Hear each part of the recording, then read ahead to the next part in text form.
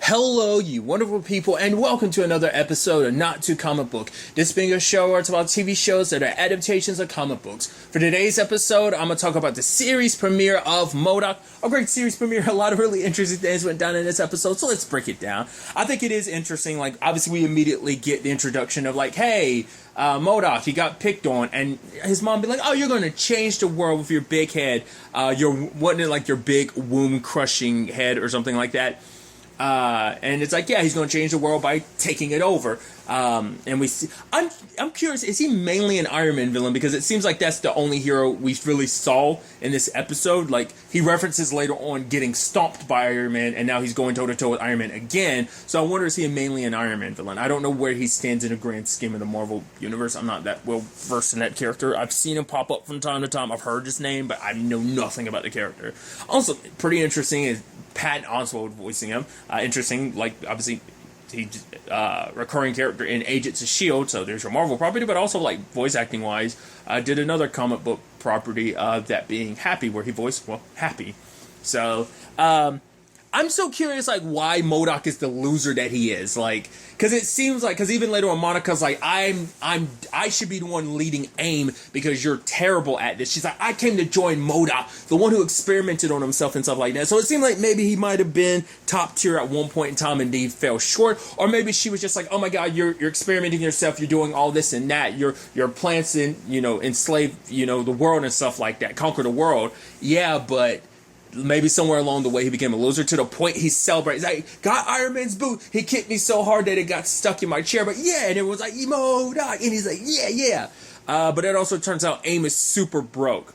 I even love the whole, like, oh yeah, like, and for, what was it, $44.95 for the software that allows me to, like, put these, like, number tags in it. It's like, okay, let's start cutting the cost there. But they're so broke that Home Dude loses his name, his arm, which we later on find out, oh, that's Gary. I forgot what he was saying. Because Gary was introducing himself and stuff like that, and then M.O.D.O.K was like, okay, Gary. Later on, also being like, hey, are you going to reattach my arm? Because M.O.D.O.K was blaming him, being like, hey, yeah, you who walked into my beam intentionally and stuff like that. Not like I did. I mean, why do you have to, like, even do that? Like, you're the boss. Like, shouldn't you just be able to be like, yeah, I killed you. I blasted your arm off because I was pissed. Like, do you need to, like, justify it? But maybe in his own mind he does. But obviously things aren't working at work. Obviously we see things aren't great at home.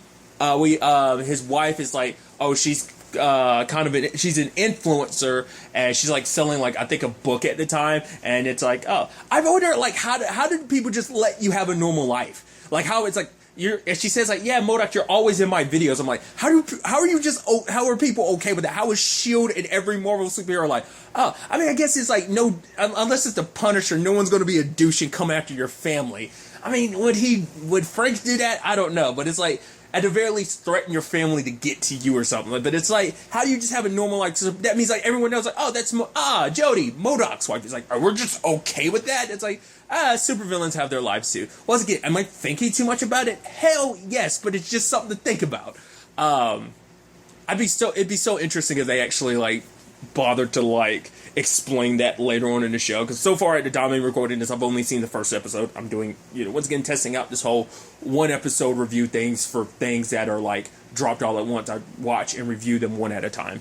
But nevertheless, it seems like M.O.D.O.K is very, like, centric on, like, right, taking over the world and being a villain, and not as much being a husband, kind of letting things slide as a son as well. I mean, as a father, I said son, jeez. His son is voiced by Ben Schwartz.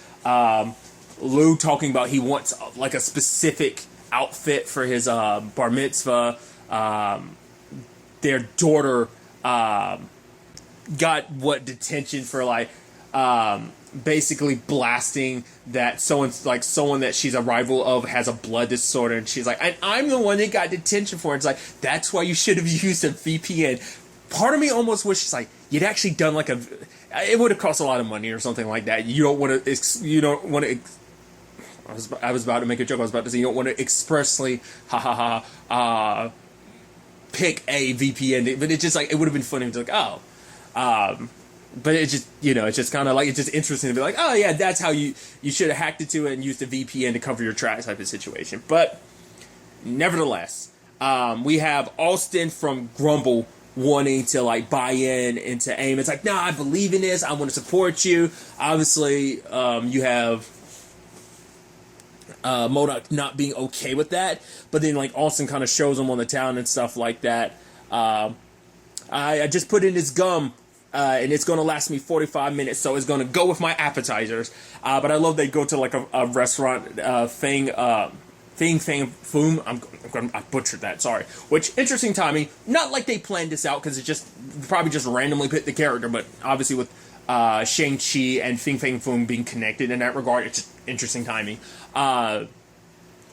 But it's like, yeah, they're out celebrating and stuff like that, and he's trying to pitch stuff to him. It's like, yeah, literally find Monster Energy drink in any one of these drawers. Literally every one of them. It's like, oh, here's his MODOK toy. It's like, oh, give it to me. It's like, oh, but it's so sentimental to me, like, basically his family circumstances. And MODOK's like, I don't care.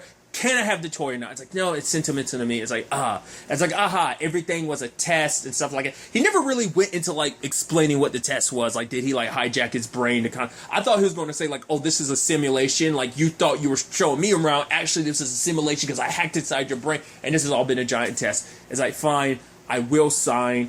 But then later on, it turns out, Austin has changed everything. The torture chamber is now a daycare, which is twisted. That's super dark doing that. And it's like, let me take off the laser grid, and like a bird flies and gets electrocuted and like explodes in front of the kids. I know the guy being like, did he get out?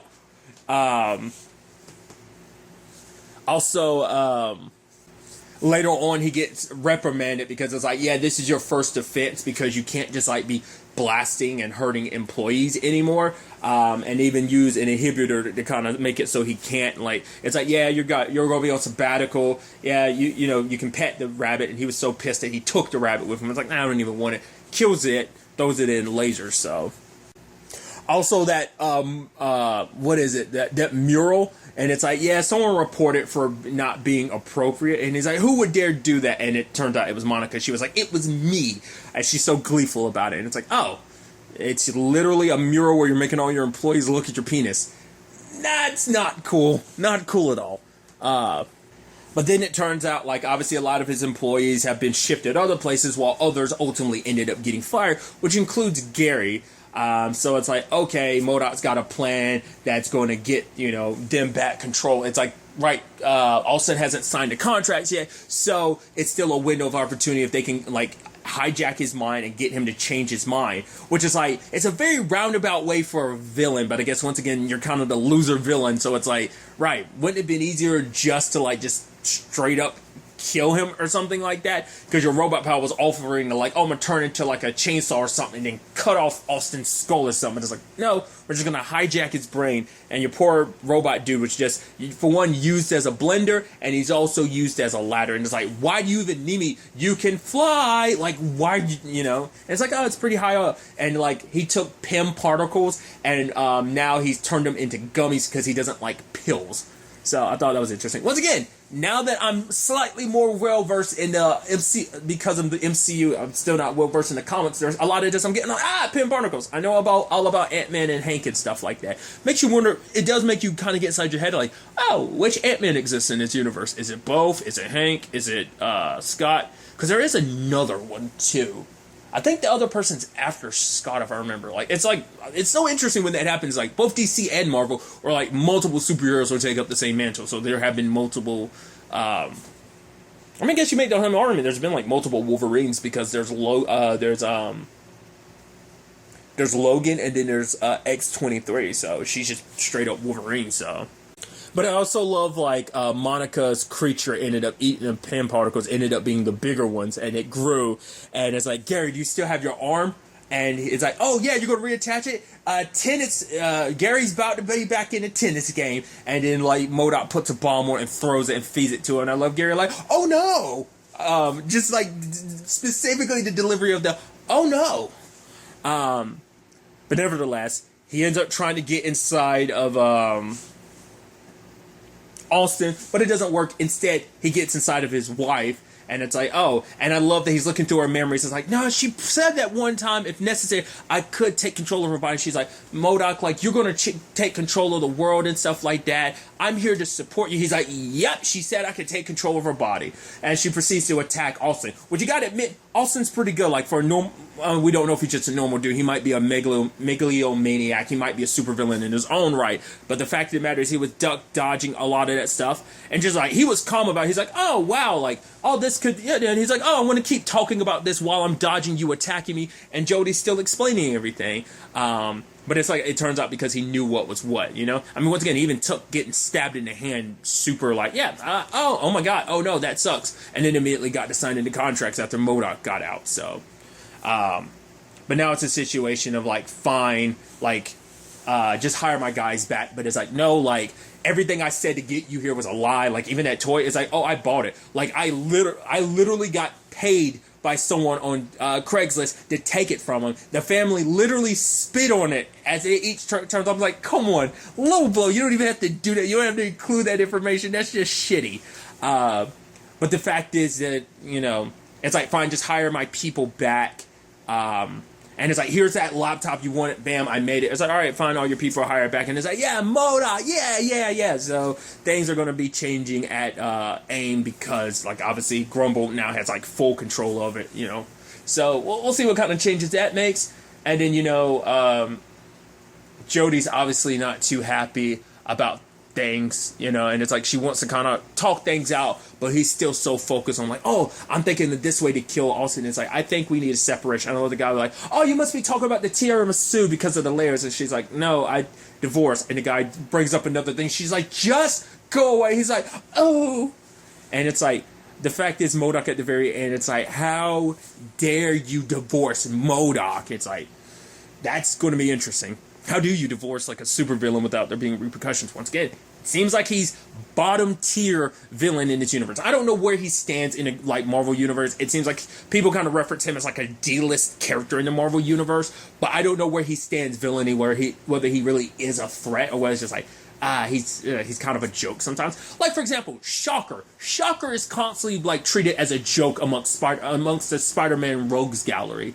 Like a lot of stuff. Like he can be pretty menacing and like I feel like he's taken pretty seriously in the 90s cartoon. I don't know if a lot of stuff will always depict him that way, but usually he's a villain you take down pretty quickly. Like in the Marvel Spider-Man game, the 2 times you encounter him, the second time's a little harder, like for the PS4 is when I was referencing, but it's like the second time you encounter him a little harder, but it's like the first one's pretty easy takedown. The second one too, but there's a little more and slightly bit more involved in that. You get what I'm trying to say? So I just don't know whether like he can be scary and whatnot.